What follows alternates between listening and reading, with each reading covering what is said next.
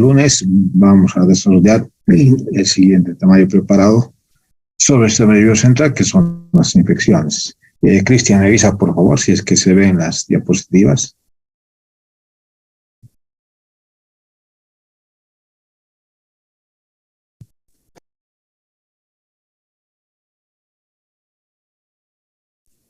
Sí, se ve, doctor. Gracias.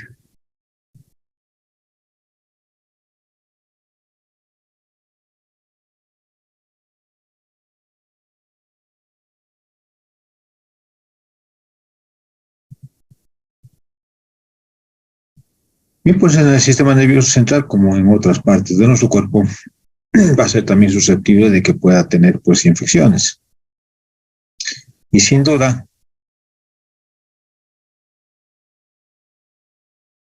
van a dañar el sistema nervioso de forma directa a nivel de lo que son el componente neural, o puede ser también pues las células gliales, los oligodenocitos, astrocitos y microglias, sin duda.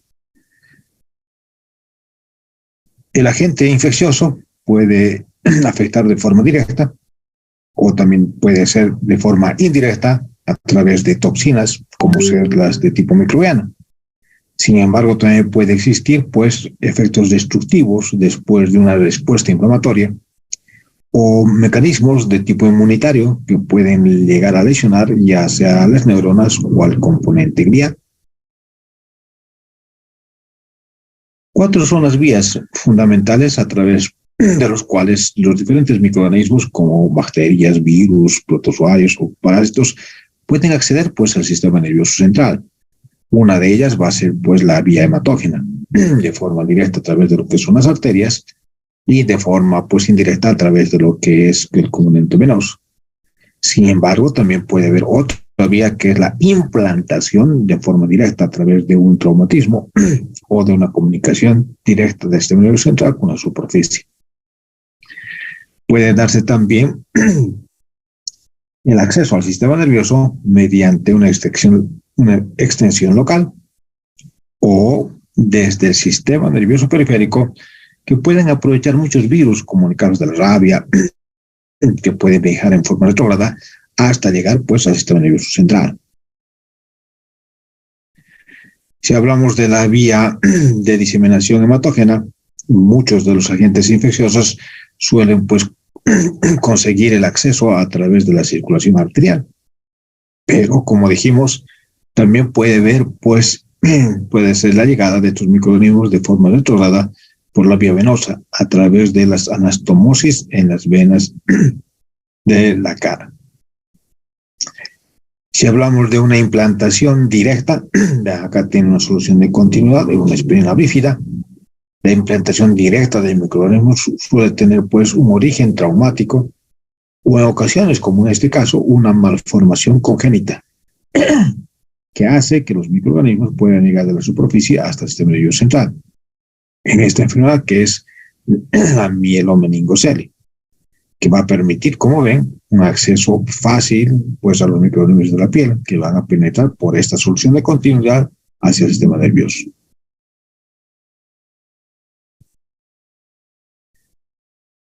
Podemos hablar también de una extensión local que puede tener pues su origen en las estructuras subyacentes infectadas como los senos paranasales, como piezas dentarias o vértebras o el cráneo propiamente dicho a nivel de su base. Y pues van a llegar hacia el sistema nervioso central por una extensión, ya que pueden lesionar la base del cráneo. Dijimos que también puede ser pues por el sistema nervioso periférico.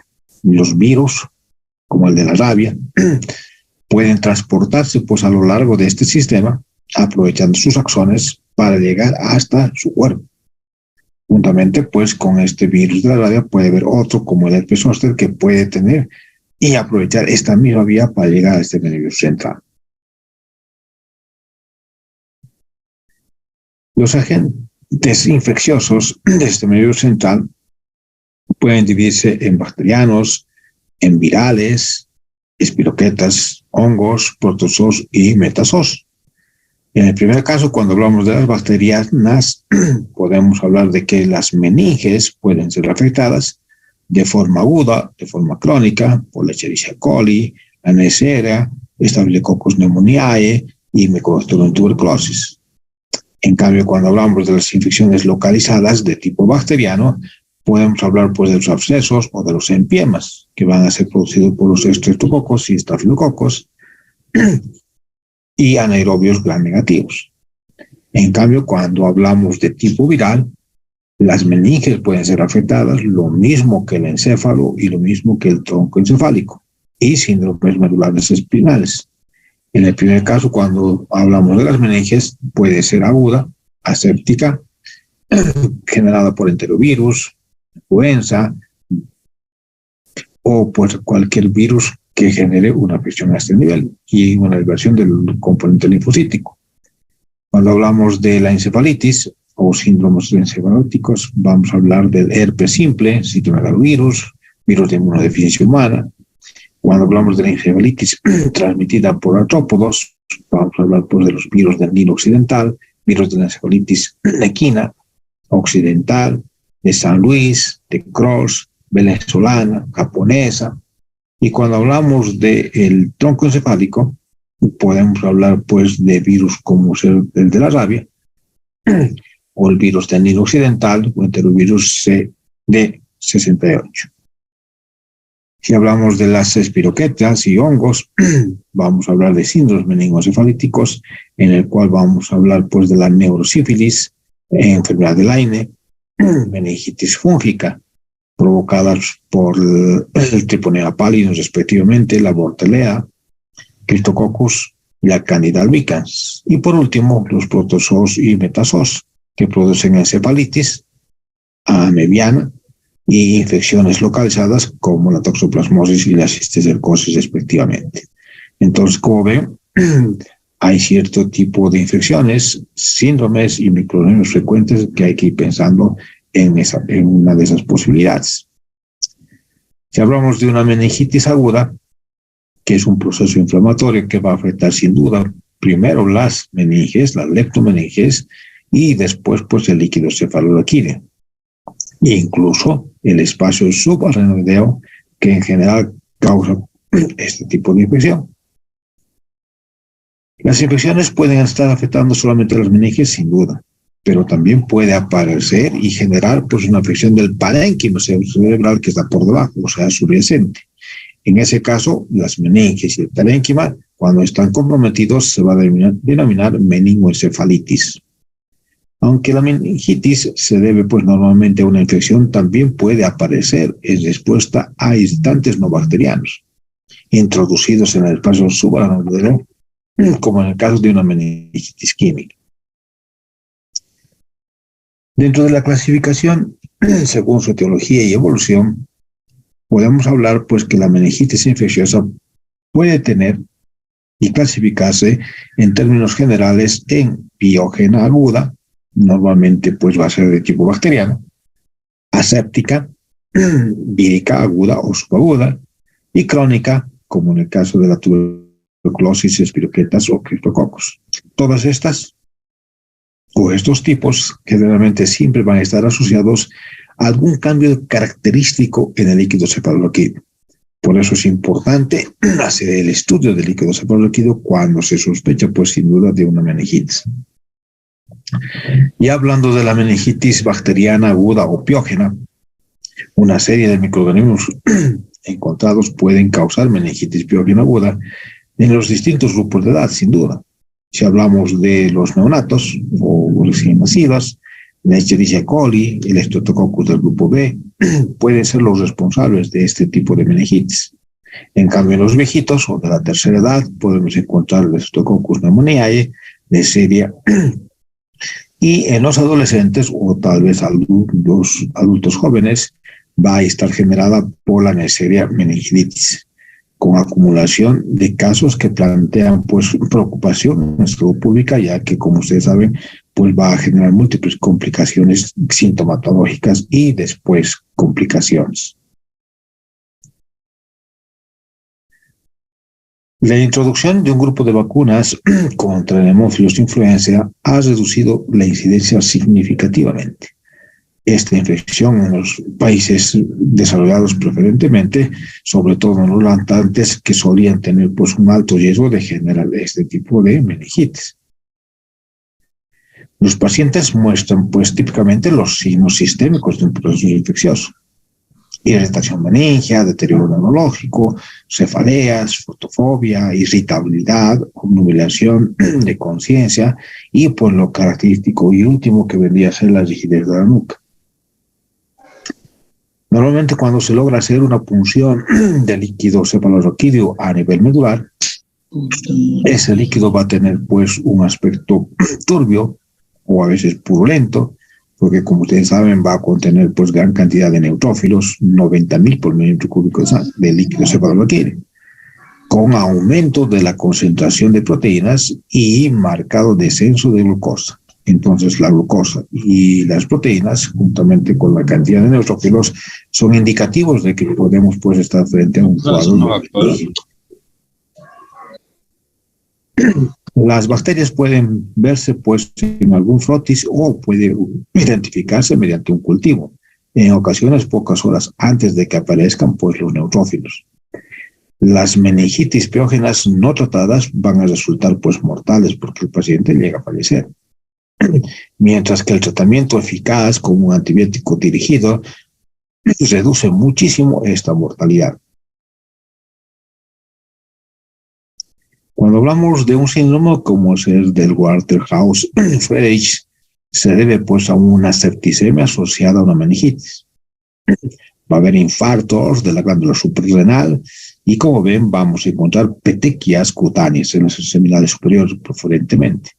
Este cuadro se va a presentar bajo una meningitis provocada por meningococos o neumococos. En algún paciente que sea inmunodeprimido, la meningitis purulenta puede ser pues por agentes infecciosos adicionales, como la Klebsiella o algún germen anaerobio. Puede tener una evolución clínica típica con hallazgos no característicos en el líquido cefalorraquídeo, lo que va a dificultar muchísimo, muchas veces, el diagnóstico de forma temprana. Cuando hablamos de la morfología de la meningitis aguda bacteriana, va a estar cubierta por un exudado dentro de lo que son las leptomeninges, sobre la superficie del cerebro. Los vasos sanguíneos, como pueden ver, están ingurgitados, están prominentes, tortuosos y obviamente muy manifiestos. La distribución anatómica del exudado varía pues en cuanto a su agente etiológico. Si hablamos de una meningitis por influenza, suele ser afectado la porción basal, mientras que aquel que es producido por meningococos va a ser máxima encima de las convexidades cerebrales, cerca de lo que es el seno sagital. Desde las áreas de máxima acumulación se pueden ir distribuyendo a través de los trayectos de los vasos sanguíneos, también generar pues trayectos purulentos a lo largo del recorrido de un vaso sanguíneo en la superficie cerebral. A veces, cuando se trata de una meningitis fulminante, pues el componente infeccioso puede extenderse hacia los ventrículos, y cuando se hace una tomografía extracomputarizada podemos ver pues el líquido dentro de lo que es la cavidad ventricular a ambos lados, y hablamos entonces de ventriculitis en estos casos. El estudio, desde el punto de vista microscópico, después de hacer obviamente una biopsia y fijarla y procesarla, va a evidenciar una gran cantidad de polimorfos nucleares justo en el espacio subaracnoideo, en áreas pues gravemente afectadas y que pueden encontrarse predominantemente rodeando, como ven, a los vasos sanguíneos en la leptomeninge. Muchas veces cuando se logra hacer una tinción de Gram, puede evidenciar pues la presencia de componentes bacterianos. En las meningitis fulminantes, las células inflamatorias infiltran las paredes de las venas de las leptomeninges y pueden extenderse focalmente, pues, a la sustancia del cerebro, generando una cerebritis. Este grupo de venas comprometidas que genera una flebitis también puede proporcionar oclusión venosa e infarto hemorrágico, generando que el cerebro subyacente pues muera porque no le llega oxígeno. Tras una meningitis piógena puede aparecer fibrosis leptomeningia, como podemos evidenciar. Acá tenemos un vaso, acá tenemos este nervio central y aquí en medio la leptomeninges, especialmente en el caso que sea provocado por un neumococo. Grandes cantidades de polisacáridos capsulares del germen producen pues un exudado gelatinoso, lo que induce la fibrosis aracnoidea en un cuadro conocido como aracnoiditis adhesiva crónica. Cuando hablamos de la otra posibilidad de una meningitis de tipo vírica aséptica aguda, se utiliza pues en la clínica para identificar una enfermedad caracterizada por la ausencia del componente bacteriano, ya sea en cultivo, pero que presenta manifestaciones clínicas de una meningitis, incluida la irritación meningia, fiebre y alteraciones pues de la conciencia de inicios relativamente agudos. En la enfermedad suele ser pues de etiología vírica, en el 80% de los casos por enterovirus, aunque puede ser bacteriana por riquecias o autoinmunitaria. En su evolución clínica no es tan fulminante como en el caso de una meningitis piógena, ya que conduce a la muerte rápidamente. Por el contrario, en este tipo de afección, cuando se hospeda líquido cefalorraquídeo, va a mostrar una leucocitosis, así como cuando vemos el aumento de elementos linfoides en sangre, decimos leucocitosis, aquí decimos pleocitosis, porque vamos a encontrar gran cantidad de presencia de linfocitos. Entonces el término de pleocitosis nos indica la presencia de leucocitos en líquido cefalorraquídeo. Va a haber una elevación de las proteínas y la glucosa casi siempre va a ser normal en contraposición del anterior cuadro. Las meningitis víricas suelen ser autolimitadas y se tratan pues de formas sintomáticas. Es importante recordar que incluso usando métodos de detección de patógenos de tipo molecular, el agente etiológico solo se reconoce en una minoría de los casos cuando se trata de un componente viral, a no ser que podamos respaldar pues con una biopsia.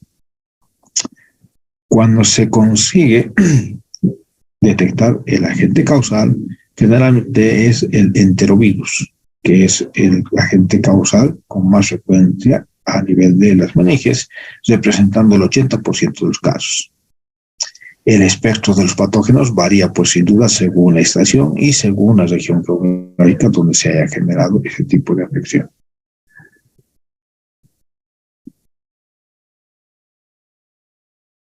Se puede producir pues un cuadro clínico parecido a una meningitis aséptica por una ruptura, como en este caso, de un quiste epidermoide hacia el espacio subaracnoideo, o la introducción de un químico que genere pues una meningitis química, y en estos casos el líquido cefalorraquídeo es estéril y se observa pues una leucocitosis.